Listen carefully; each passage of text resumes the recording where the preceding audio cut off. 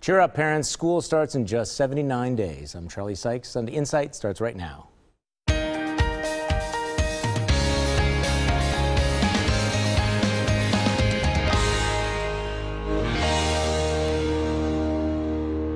Good morning and welcome to Sunday Insight. In the week that was, hackers stole personnel data and Social Security numbers for every federal employee.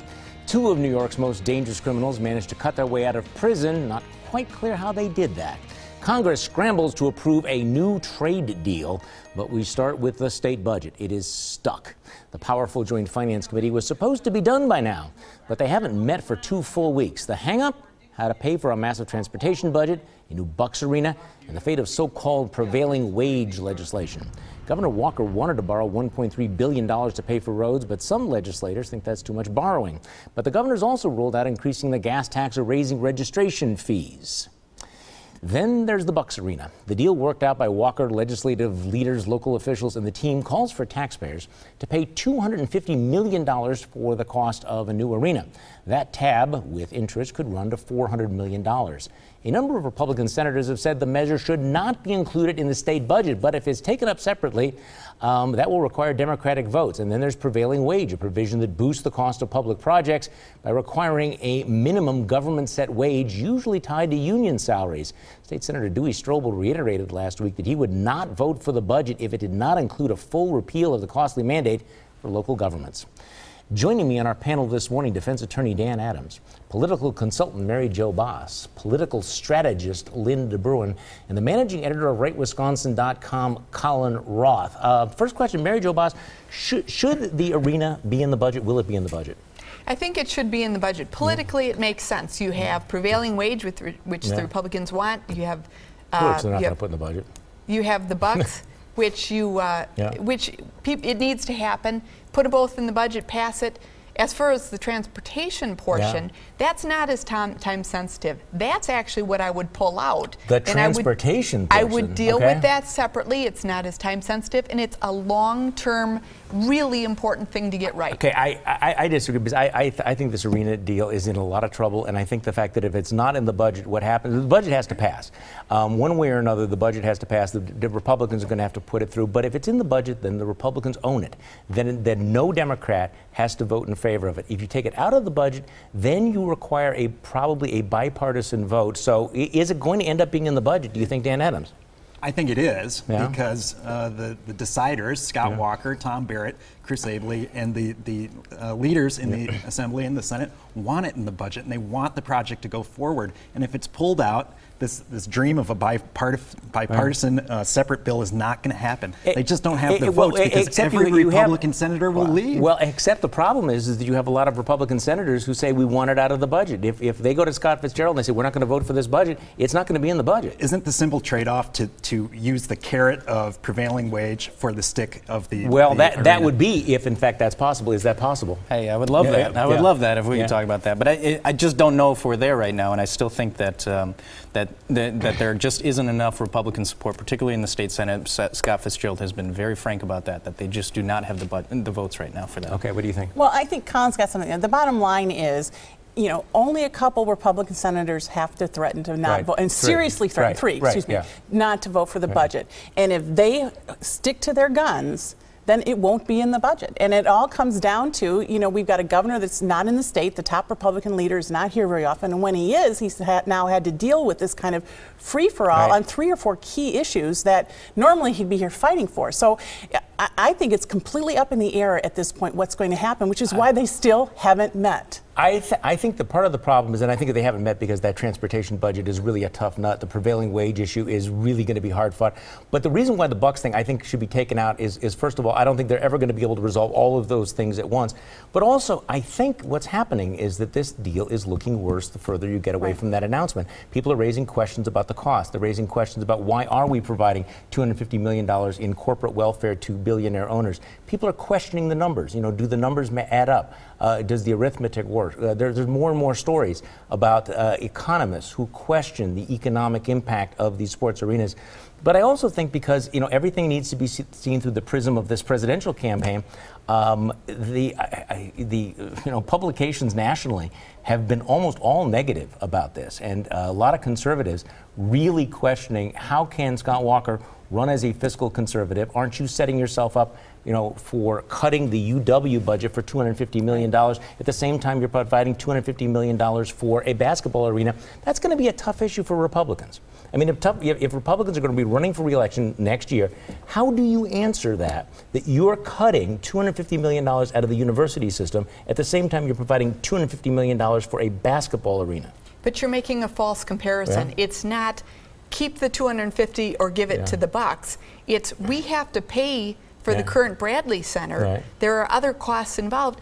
Matter of fact, if the cost of a public relations campaign to convince people we're not, you know, a city in decline if the Bucks leave is going to be more than $250 million. But the money is spent. We have to look at the table that's been set, and it makes sense, just as we would with other major Wisconsin corporations. But you're accepting that the table has been set by the NBA, which basically is holding a gun to our head, right? No, I'm not saying by the NBA. I'm saying by the costs that Wisconsin has already, by the income that comes from the players but I mean, cutting by the cost of the Bradley Center. Yeah, but cutting through all this, the only reason we're talking about this is because the NBA is basically blackmailing Milwaukee, right? That you either give us this deal or we're going to move, right? Otherwise, we'd be talking about something else. Right, but the fact is it's their choice. It's their power. So is this a take it or leave it deal? Is it possible? I mean, I'm not against a deal, but I do have a lot of questions about this deal. Is this a take it or leave it deal, or is it possible that as the politics becomes more problematic here, that they could go back and tweak it, maybe improve this deal? I think I think they want a deal to pass, and if they have to tweak it, they will. But I think there are certain parts of it that, you know, you look at the income from the players, you look at these costs that are already sunk costs. I just don't think that politically the will is going to be there to have this massive transfer of taxpayer money to the billionaire owners of the Bucks in the current political climate, and I think they're going to have to do something about that. What has your glass half full? What has your glass half empty? Let's go around the table. Dan Adams, you're first. My glass is half empty because Republican legislators have proposed eliminating the Legislative Audit Bureau, the nonpartisan agency that helps the legislature to oversee state operations through objective studies. There are suspicions the proposal was spurred by a devastating audit of the state's economic development agency. My glass is half full, however, because this proposal is dead on arrival. Speaker Robin Vos has said the proposal is a no-go, recognizing the need for more information on how state funds are used, not less. Mary Jo Vos. My glass is half full because it was reported this week that the nation's abortion rate has hit an all-time low. My glass is half empty because here in Wisconsin, Senate Democrats refused to acknowledge fetal pain when they voted against the Pain-Capable Unborn Child Protection Act. Linda Bruin. Well, my glass is totally empty over the story of Khalif Browder, who was 16 when he was charged with stealing a backpack and then held in Rikers prison without a trial for 3 long years until all charges were dropped. Browder was released, but despondent over being beaten and tormented by inmates and even guards and jailed for a crime he didn't commit, Browder committed suicide last Saturday. He was 22 years old. Colin Roth. My glass is half full because a proposal to ban charter school authorizations in Milwaukee was voted down Thursday at the Common Council. It's half empty because Milwaukee is getting a bad reputation as a place that is hostile to charter schools and education reform. Well, my glass is half empty because as a result of Obamacare's regulations, Assurant Healthcare is going out of business. Obamacare just killed 1,200 jobs here in Milwaukee. My glass is half full because the U.S. Supreme Court just might, put a dagger into it. Next on Sunday Insight, are we seeing a pushback against charter schools in Milwaukee?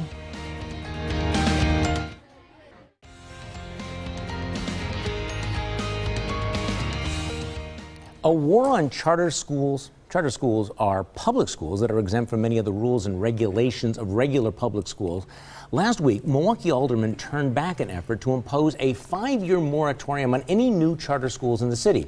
But Alderman Tony Zielinski vowed to continue to fight against a proposed new school in the city's south side that would serve low-income Hispanic children. He prefers instead to see a 100,000 square foot soccer facility.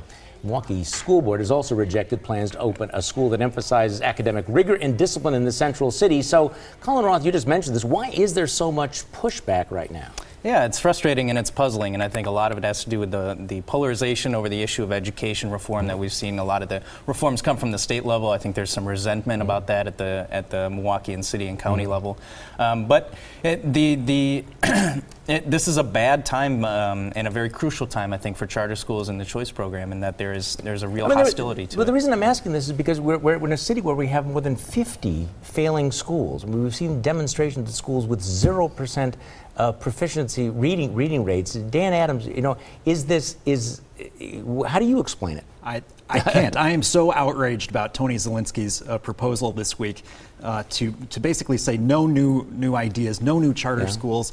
He had a hearing. It was overwhelmingly attended by pro-charter, including myself. People standing up for the right for parents to have options for their children, not have a one-size-fits-all. Is there any doubt in your mind, though, that the charter schools are doing a good job? I mean, they may not all be perfect, but none. Within every category, either choice or charter or district schools, there's good schools, there's bad schools. But what we know on the aggregate is charter schools do better, and they do better in Milwaukee. Okay, Mayor Joe Boss. Well, and even if you look at the good and the bad, when you have a bad charter school, you can get rid of it. And if these results, the failing schools were announced in any school district, anywhere in the state other than Milwaukee, you would have people rioting, you'd have people demanding changes. They wouldn't be protecting it. Right, they wouldn't be protecting it. But you have their leaders who should know better. Maybe they don't have their own solution, but they're trying to block any other solution that could help. This has actually been going on for several years now. And, you know, back in 2014, former Superintendent Greg Thornton proposed that 25 schools, he proposed a whole series of initiatives for 25 failing schools, and the school board trumped them, didn't do any of them, mainly because one of his suggestions was to open it up to some of those schools to be taken over by charter schools. And, you know, at this point, the last couple times that the Charter Review Committee, the MPS Charter Review Committee, looked at the proposals, there's only one or two because charter schools are getting the message that they're not going to be approved. And they were supposed to be, they were supposed to be the alternative to private vouchers. And if you destroy that... And liberal Democrats at one time embraced charter schools, even President Obama, Rahm Emanuel, and those folks. But I think this really what it underlines is for a lot of the people in the education establishment, it's not about the kids. It is about protecting the status quo, and they're prepared to go to the wall to block the kids from getting into these outstanding schools. Now, you may not want to hear it. We'll tell you anyway. Let's hand out some unsolicited advice. Dan Adams, you're first. Charlie's right about that. My advice is for state Democrats, whether you agree with the prevailing wage bill or not, now is the time to condemn opponents of the bill for their illegal worker loophole advertisements. Good Democrats condemn xenophobia and race baiting in all circumstances. Mary Jo Boss. My unsolicited advice is for the Republicans in the legislature. Stop listening to the left to center loudmouths and do what conservative voters sent you to do. Pass prevailing wage, tax cuts, and education reform. Linda Bruin. Pope Francis is establishing a tribunal for bishops who've covered up cases of child sexual abuse. Until now, no pope has publicly confronted any of the powerful bishops. Some advocates fear the tribunal won't amount to much, and their fears may be proven accurate. But until then, I think we should be optimistic. Colin Roth. My advice is for conservative lawmakers in Madison, reject the weak prevailing wage reform package and stand your ground on full repeal for local governments. This matters both for taxpayers and on principle. Well, my advice is to former Chief Justice Shirley Abramson. Last week, a federal judge said you had filed false information with this court and that your filing was bad form. Shirley, your whole frivolous lawsuit to keep your job is bad form. Drop it. Or people might just begin to ask whether a judge lying to another judge is actually a lot worse than just bad form. Next on Sunday Insight, a change in the way professors are granted tenure. How big a deal is that?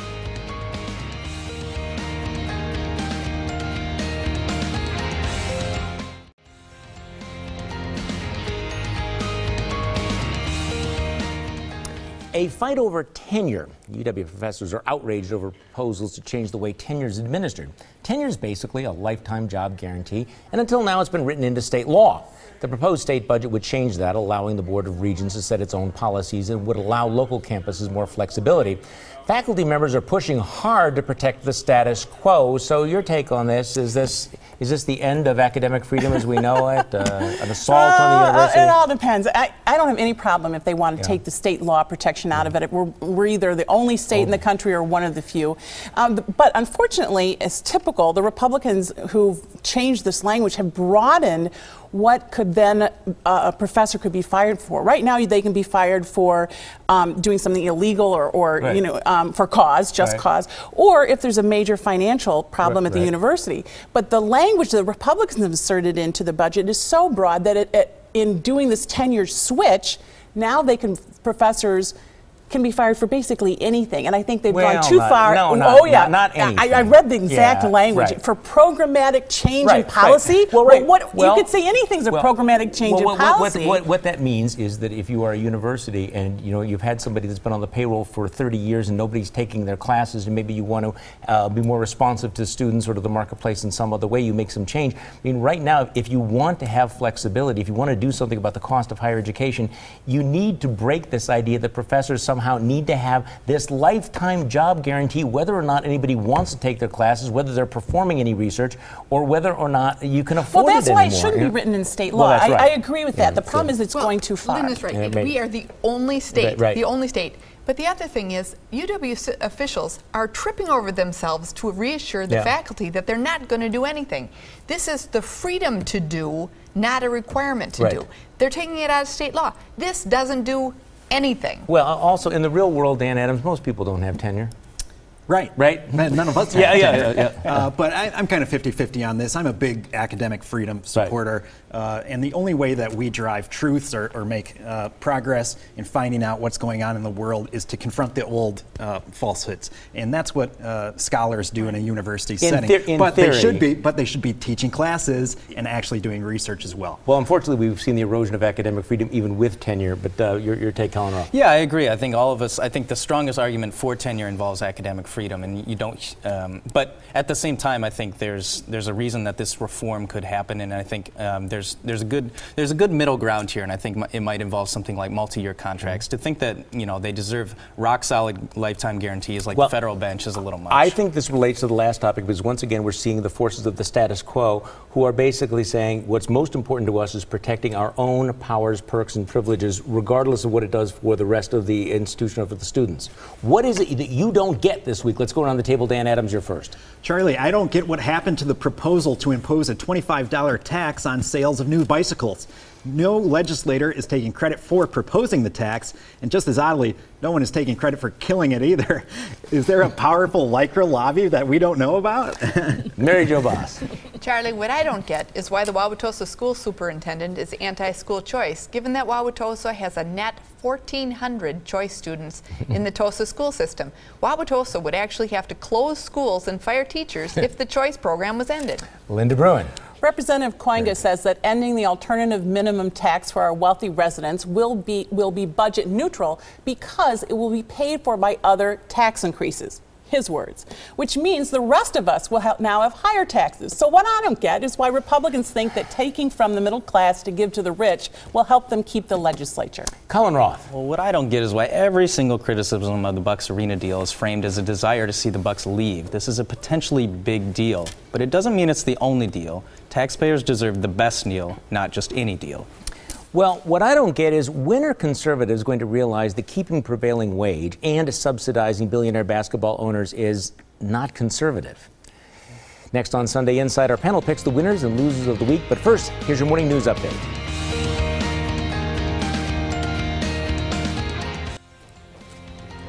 It's time for our panel to pick the winners and losers of the week. Dan Adams, you're first.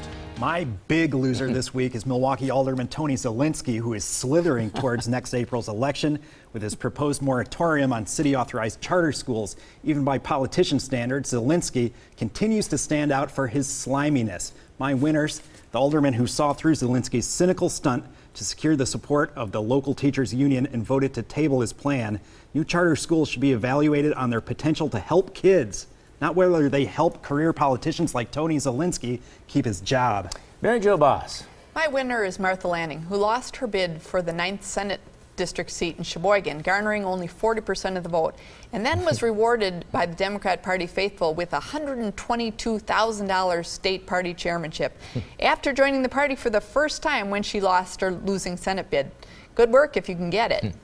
My loser is also Milwaukee Alderman Tony Zielinski. Despite the fact that Milwaukee is one of the most educationally dysfunctional cities in America, Alderman Zielinski is not only trying to block a new high-performing school in his own district, he's trying to prohibit high-performing independent charter schools citywide. Linda Bruin. Well, thanks to current Republican budget actions, middle-class taxes and fees will go up. A local tax that was supposed to expire will be extended. Road repair cuts could double the number of unsafe roads. There'll be no increase in funds for your kids' public schools, but high school dropouts can teach your children. And you can expect a college tuition hike in 2 years from the $250 million in cuts to UW.